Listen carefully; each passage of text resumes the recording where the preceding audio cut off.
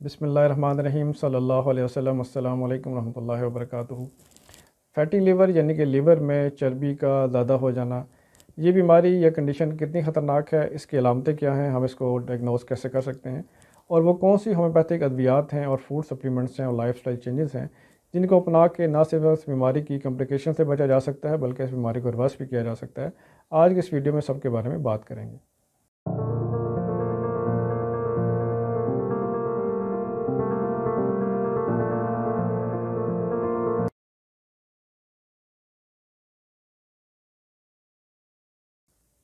तो सबसे पहले हम देखते हैं कि फ़ैटी लीवर क्या होता है।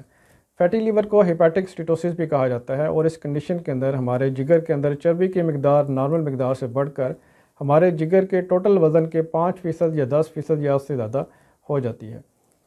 मज़ीद आगे बढ़ने से पहले हम देख लेते हैं कि जिगर की हमारे जिस्म में क्या अहमियत है। जिगर हमारे जिस्म का एक वाइटल आर्गन है और जल्द के बाद सबसे बड़ा आर्गन है। इसके में बहुत से अहम काम हैं, जैसे कि बाइल जूस का बनाना जो कि हमारी खुराक को हज़म करता है। हमारे जिस्म में जो एक्स्ट्रा ग्लूकोज होता है उसको ग्लाइकोजन में कन्वर्ट करके लीवर में स्टोर किया जाता है।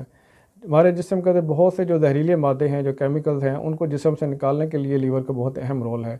बहुत सी अहम प्रोटीन्स हैं जो कि हमारे जिस्म में लीवर के अंदर पैदा होती हैं। एक अहम प्रोटीन क्लॉटिंग फैक्टर प्रोटीन होती है जो कि हमारे लीवर के अंदर बनती है, जिससे हमारा खून को जमने में उसकी मदद होती है। अब हम बात कर लेते हैं कि फ़ैटी लीवर कितना ख़तरनाक होता है और उसकी स्टेजेस क्या होती हैं। ये बात याद रखने के काबिल है कि फ़ैटी लीवर एक ख़तरनाक बीमारी नहीं है अगर अपने इब्तदाई स्टेजेस पर रहे, और 80% या 70% लोगों में ये बीमारी किसी किस्म की अलामात प्रोड्यूस नहीं करती और मरीज़ अपनी सारी ज़िंदगी नॉर्मल तरीके से गुजार सकता है। लेकिन 10 से 20% लोगों में या 30% लोगों में ये बीमारी एडवांस स्टेजेस पर जाकर ख़तरनाक सूरत हाल इख्तियार कर सकती है। जैसे कि सबसे पहले स्टेप में जिस्म के अंदर फ़ैट का ज़्यादा होना, लीवर के अंदर फ़ैट का ज़्यादा होना, जिसको फैटी लीवर कहा जाता है। सेकंड स्टेज पे लीवर के अंदर स्वेलिंग या एनलार्जमेंट आ जाती है। इसके बाद जो नेक्स्ट स्टेप होता है उसके अंदर लीवर के अंदर स्कार टिश्यूज़ की फॉर्मेशन, जिसको फाइब्रोसिस कहा जाता है, वो चीज़ शुरू हो जाती है। अगर मज़ीद बीमारी अगर प्रोग्रेस करे तो लीवर सिरोसिस यानी कि लीवर का सिकुड़ जाना, ये कंडीशन प्रोड्यूस होती है, जिसके बाद लीवर कैंसर या लीवर फेलियर की कंडीशन का सामना करना पड़ सकता है। फैटी लीवर की टाइप्स और काजेज़ के बारे में बात कर लेते हैं। फैटी लीवर को अमूमन दो किस्म की टाइप्स में डिवाइड किया जाता है, अल्कोहलिक और नॉन अल्कोहलिक। जो लोग बहुत ज़्यादा शराब का इस्तेमाल करते हैं और उसकी वजह से उनके जिस्म में फैटी लीवर पैदा हो जाए तो उसको fatty liver alcoholic fatty liver कहा जाता है। और जिन लोगों के अंदर शराब का इस्तेमाल नहीं होता या बहुत कम होता है और फिर भी इनके अंदर फैटी लीवर प्रोड्यूस हो जाए तो उसको नॉन अल्कोहलिक फैटी लीवर कहते हैं। तो दूसरी टाइप के अंदर जो लोग होते हैं उनमें अमूमन जो वजूहात होती हैं वो उनकी लाइफस्टाइल होता है, यानी कि वर्जिश का ना करना, जिससे मतलब ट्राइग्लिसराइड्स या कोलेस्ट्रॉल का ज़्यादा हो जाना, बहुत ज़्यादा मोटापा होना, एक्सरसाइज का ना करना, वर्जिश का ना करना और जंक फूड का बहुत ज़्यादा इस्तेमाल करना, मेडिकेशंस बहुत ज़्यादा ऐसी इस्तेमाल करना, ख़ास तौर पे स्टेरॉइड्स का ज़्यादा इस्तेमाल करना। और कुछ बीमारियां ऐसी होती हैं जैसे कि पॉलीसिस्टिक ओवरी सिंड्रोम औरतों में होता है, या बाद मरीज़ों में स्लीप एपनिया की कंडीशन होती है जिसमें सोते हुए उनका सांस रुक जाता है। ये कुछ ऐसी बीमारियां होती है और मज़ीद बीमारियां भी होती हैं जिनकी वजह से भी फैटी लीवर प्रोड्यूस हो सकता है। अब हम देख लेते हैं कि वो कौन से कॉमन साइंस और सिम्टम्स हैं जो कि फैटी लीवर के मरीज़ों में अमूमन पाए जाते हैं।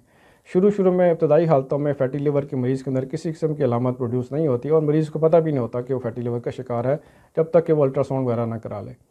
अमूमन जैसे जैसे बीमारी आगे प्रोग्रेस करती है तो कुछ ना कुछ अलामतें इंसान के जिस्म पर ज़ाहिर होना शुरू हो जाती हैं, जिसमें सबसे पहली अलामत बेवजह बग़ैर वजह के थकान का होना। अगर आप आराम भी कर बैठे हैं उसके बावजूद भी अगर आपको थकावट का एहसास रहता है।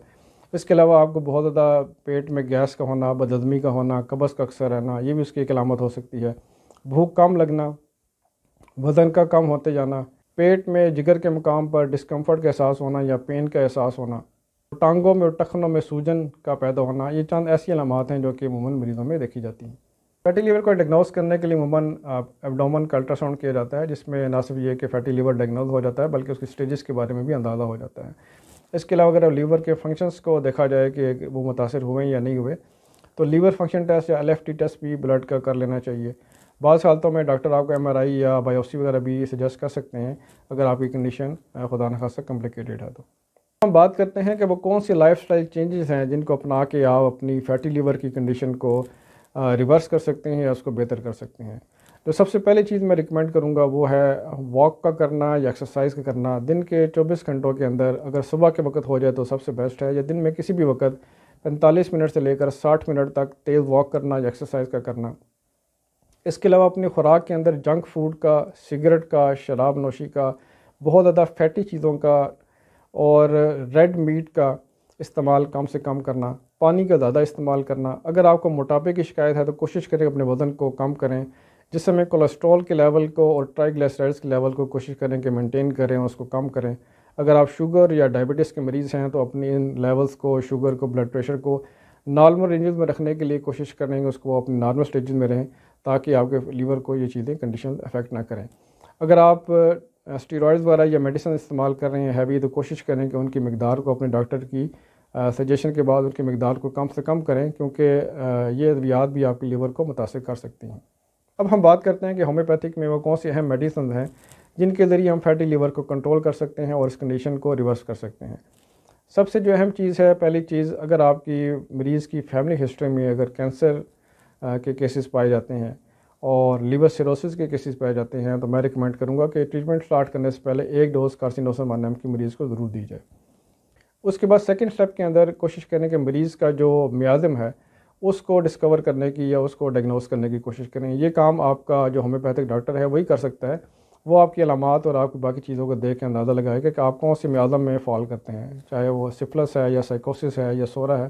तो उसके मुताबिक आपको एक एंटी मियाज़मेटिक दवाई के साथ आपके ट्रीटमेंट का आगाज़ किया जाए तो बहुत अच्छा होता है। इसके बाद मैं रिकमेंड करूँगा कि फ़ैटी लिवर के तमाम मरीज़ों को 2 अद्वियात ज़रूर दी जाएँ, चाहे उनका अलामात कुछ भी हों। सबसे पहले ये दवाई का नाम है कार्डियस मैरियानस मदर टिंक्चर और दूसरी दवाई का नाम है चेलिडोनियम 3x। कार्डियस मैरियानस मदर टिंक्चर के 10 कतरे आपने सुबह आधे कप पानी में, 10 कतरे दोपहर को, 10 कतरे शाम को मरीज़ को देने हैं और ये मुस्तकिल तौर पे आपने मरीज़ को देनी है। ये दवा जिगर के ऊपर ख़ास काम करती है और जिगर के फैटी लिवर के तमाम स्टेजेस के अंदर ये बहुत अच्छा काम करती है, चाहे वो फैटी लिवर हो, लिवर सिरोसिस हो या लीवर के इसके अलावा जरकान की कैफियत हो, लीवर में सोजन आ जाए, दर्द आ जाए, इन तमाम कैफियत में ये मदर टिंक्चर बहुत अच्छा काम करता है। जो दूसरी दवा जो सब मरीज़ों को देनी है वो चेलिडोनियम 3x है। इसकी 2 गोलियाँ सुबह, 2 दोपहर, 2 शाम अपने हर मरीज़ को दें तो उसके बहुत अच्छे रिज़ल्ट होते हैं। चेलिडोनियम हमारे जिगर की सबसे ख़ास दवा है और जिस्म के अंदर सूजन को, लीवर के अंदर सूजन को, दर्द को, जरकान की कैफियत को, स्वेलिंग को ये दवाई कंट्रोल करती है। और इसकी अहम अलामात में जिगर के मुकाम पे दर्द होना और आपकी राइट शोल्डर के नीचे का पेन होना, ये इसकी आम अलामतें हैं। अगली अहम दवाई का नाम है नक्समिका। अगर मरीज़ को बहुत ज़्यादा शराब के इस्तेमाल से, अद्वियात और स्टेरॉइड्स के बहुत ज़्यादा इस्तेमाल से, जंक फूड के बहुत ज़्यादा इस्तेमाल से फैटी लिवर की शिकायत हो तो सबसे पहली दवा नक्समिका होती है। नक्समिका का मरीज़ अमूमन खाने के चंद घंटों के बाद उसके मैदे में या पेट में दर्द की शिकायत भी हो सकती है। मरीज़ को बहुत ज़्यादा गोश्त खाने की ख्वाहिश होती है, मिर्च मसाले वाली चीज़ें, मसालेदार चीज़ें, जंक फूड, बाहर के खाने मरीज़ बहुत ज़्यादा पसंद करता है। मरीज़ अमूमन रात को जागना पसंद करता है, दिन को सोना पसंद करता है और ऐसा मरीज़ अमूमन गुस्से का बहुत ज़्यादा तेज़ होता है और हर काम में, जिस काम के अंदर भी वो हाथ डाले उसकी कोशिश होती है उसको परफेक्ट तरीके से सर अंजाम दे। अगर ये अलामात या इसकी बेशतर अलामात आपकी पर्सनैलिटी से या मरीज़ की पर्सनैलिटी से मैच कर रही हैं तो आप नक्समिका 200 की एक खुराक हर 3 दिन के बाद रात को सोने से पहले नक्समिका 200 की एक खुराक देंगे और बाकी जो 2 अद्वियात मैंने पहले बताई हैं वो साथ साथ लेते रहेंगे। नक्समिका के मरीज़ की इंतहाई अहम अलामत कब्ज़ की अलामत है। मरीज़ बार बार पहाने के लिए जाता है लेकिन उसका मुकम्मल तौर पर स्टूल खारिज नहीं होता, इसलिए उसको बार बार चक्कर लगाना पड़ता है। फैटी लीवर की अगली अहम मेडिसिन का नाम है लाइकोपोडियम। देखते हैं कि लाइकोपोडियम की अहम अलामात कौन कौन सी हैं। लाइकोपोडियम के मरीज़ के अंदर मैदे की तेज़ाबियत और बदहज़मी की शिकायत बहुत ज़्यादा होती हैं। खाना खाने के बाद पेट फूल जाता है, पेट सख्त हो जाता है, गैसेस बहुत ज़्यादा प्रोड्यूस होती हैं और बहुत ज़्यादा गैसेस का अखराज होता है। मरीज़ को जलन के साथ डकारें भी आ सकती हैं और मरीज़ की जो भूख है वो काफ़ी ज़्यादा होती है, लेकिन जैसे वो खाना खाने बैठेगा तो उससे खाना ज़्यादा नहीं खाया जाता, थोड़ा सा खाना खाने के साथ ही उसका पेट भर जाता है। इसके अलावा मरीज़ को अक्सर कब्ज़ की शिकायत भी रहती है और ऐसे मरीज़ को देखा गया है कि उमूमन वो गर्म मशरूबात और गर्म खाना को खाना पसंद करता है, ठंडी चीज़ें, ठंडा खाना उसको पसंद नहीं आता। मीठी चीज़ों की बहुत ज़्यादा ख्वाहिश होती है। ऐसे मरीज़ों में देखा गया है कि उमूमन उनके अंदर एतमाद की कमी होती है और अपने से सीनियर और अपने से ताकतवर लोगों के सामने एतमाद के साथ बात नहीं कर सकते, लेकिन जो अपने से जूनियर लोग या कमज़ोर लोग होते हैं उनके साथ अच्छे तरीके से बात भी कर सकते हैं और उनके ऊपर अपना आरोप भी जमा सकते हैं। अगर आपकी कंडीशन या अलामतें लाइकोपोडियम के साथ मैच कर रही हैं तो आप कोशिश करें कि हर 4 दिन के बाद लाइकोपोडियम 1 की 1 डोज़ लें और इसको इसी तरीके से रिपीट करते रहें। फैटी लीवर की अगली अहम मेडिसिन का नाम है कैलकेरिया कार। कैलकेरिया कार्ब अमूमन ऐसे लोगों की दवा होती है जो कि जिनका जिस्म बहुत ज़्यादा मोटा होता है या पिलपिला होता है, नरम होता है। उनके जिस्म के मुख्तलिफ़ हिस्सों में, पेट में, हर तरफ चर्बी का इज्तिमा होता है और इसके साथ साथ लीवर के अंदर भी चर्बी ज़्यादा जमा होना शुरू हो जाती है। ऐसे मरीज़ों के अंदर देखा गया है कि उनके सर के ऊपर और उनकी गर्दन के ऊपर बहुत ज़्यादा पसीना आता है। ख़ास तौर पर रात को सोते हुए अगर आप देखेंगे तो उनका तकिया पसीने से भीग जाता है। ज़रा सी एक्सरसाइज करने से या वर्जिश करने से या ज़रा सा सख्त काम करने से उनका जिस्म पसीने से शराबूर हो जाता है। ऐसे मरीज़ों को उबले हुए अंडे बहुत ज़्यादा पसंद होते हैं और उनके अंदर एक ख्वाहिश होती है कि ऐसी चीज़ें जैसे चॉक हो गया, पेंसिल होगी, चूना वगैरह या तो खाने की आदत होती है या उनको ये खाने की आदत रह चुकी होती है। जो पेट होता है मरीज़ का वो अमूमन फूला रहता है और मरीज़ के हाथों में पसीना बहुत ज़्यादा आता है और मरीज़ के पसीने से और जिस्म से अमूमन खट्टी बदबू आती है। इसके अलावा मरीज़ का जो निज़ाम है वो भी स्लो होता है और मरीज़ को कब्ज़ की शिकायत भी अक्सर रहती है। और अमूमन देखा गया है कि जो कैलकेरिया कार्ब के मरीज़ होते हैं उनको दूध मुवाफ़िक नहीं आता। अगर वो दूध का इस्तेमाल करें तो उनके डाइजेशन के मसाइल बढ़ जाते हैं। अगर आप समझते हैं कि आपकी अलामात कैलकेरिया कार्ब के अलामात से मैच करती हैं तो आपने हर 4 दिन के बाद कैलकेरिया कार्ब 1 mg की एक डोज़ लेनी है और उसको इसी तरीके से रिपीट करते जाना है। फैटी लीवर की अगली अहम मेडिसिन का नाम है फास्फोरस, जो कि बहुत ज़्यादा कॉमन इस्तेमाल होती है। फास्फोरस का अमूमन मरीज़ दुबला पतला लंबा होता है और उसकी छाती अमूमन तंग होती है।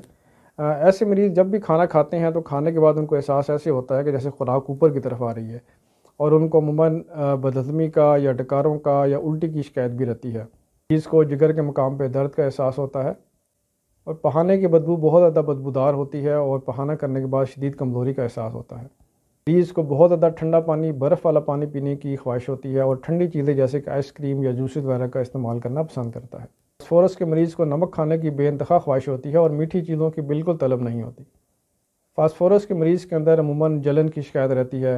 मरीज़ को कभी मुँह के अंदर, मैदे के अंदर, जिल्द के अंदर, पहाने के मकाम के ऊपर अमूमन किसी न किसी जिस्म के हिस्से में जलन की शिकायत भी अमूमन रहती है। देखा गया कि फास्फोरस के मरीज़ के जिस्म के किसी भी हिस्से से अगर ब्लीडिंग स्टार्ट हो जाए तो वो खून आसानी से जमता नहीं है, बल्कि बहुत ज़्यादा मिकदार में खून बहना शुरू हो जाता है क्योंकि इसका खून बहुत पतला होता है। फास्फोरस का जो पेशेंट होता है या पर्सनैलिटी होती है वो अमूमन कंपनी को बहुत ज़्यादा पसंद करती है, दोस्तियों को बहुत ज़्यादा पसंद करती है, अकेले रहना उसको पसंद नहीं होता। आप समझते हैं कि आपके अंदर फास्फोरस की अलामात बहुत ज़्यादा पाई जाती हैं तो आपने फास्फोरस 200 की खुराक हर चौथे दिन एक दफ़ा रात को सोने से पहले इस्तेमाल करनी है और उसको इसी तरीके से आपने लेते जाना है। ये थी चंद नहायत इंपॉर्टेंट होम्योपैथिक मेडिसिन जो कि अमूमन फैटी लिवर के पेशेंट्स को इस्तेमाल कराई जाती हैं, जिससे ना सिर्फ ये कि उनका फैटी लिवर्स की कॉम्प्लिकेशंस कम हो जाती हैं बल्कि फैटी लिवर की कंडीशन रिवर्स भी होना शुरू होती है। कोशिश करें कि आप ये रेमेडीज़, ये अद्वियात कम अज़ कम अपने डॉक्टर की निगरानी में 6 महीने तक इस्तेमाल करें और 6 महीने के इस्तेमाल करने के बाद दोबारा अपने टेस्ट करा के अपनी कंडीशन को, डिफरेंस को मालूम करें। इसके अलावा इन मेडिसिन के साथ अगर आप कुछ फूड सप्लीमेंट्स या हर्बल मेडिसिन इस्तेमाल करेंगे तो आपको ज़्यादा फ़ायदा होता है। जो मैं 2 आपको प्रोडक्ट्स रिकमेंड करूँगा जो कि मैं ख़ुद भी घर में यूज़ करता हूँ, वो सबसे पहला है एलोवेरा जूस या एलोवेरा सिरप। एलोवेरा सिरप आपके जिस्म को डिटॉक्सिफाई करता है, आपकी लीवर की हेल्थ को ओवरऑल बेहतर करता है। इसका 2 चम्मच आपने रात के खाने से पहले आधे कप पानी में मिला के इस्तेमाल करना होता है। इसके अलावा एक लिवेटो पाउडर है जो कि एक स्पेशल अमीनो एसिड्स इसके अंदर मौजूद होते हैं, बहुत ज़्यादा मिनरल्स मौजूद होते हैं और बहुत ज़्यादा विटामिन मौजूद होते हैं जो कि हमारे लीवर की हेल्थ के लिए बहुत ज़्यादा अच्छे हैं। आपने इस पाउडर के 2 से 3 चम्मच आधे कप या आधे गिलास ठंडे पानी में दिन में एक दफ़ा इस्तेमाल करना होता है। ये सप्लीमेंट्स और होम्योपैथिक मेडिसिन अपनी लाइफस्टाइल की चेंजेस को अगर आप साथ साथ रखेंगे तो काफ़ी ज़्यादा उम्मीद है कि 6 महीने के बाद आपकी लीवर की सेहत बहुत ज़्यादा बेहतर हो जाएगी। अगर आपको ये वीडियो पसंद आई है तो इसको लाइक और शेयर ज़रूर करें और मेरे चैनल को अभी तक आपने सब्सक्राइब नहीं किया तो उसको ज़रूर सब्सक्राइब कर दें। अस्सलाम वालेकुम रहमतुल्लाहि व बरकातुहू।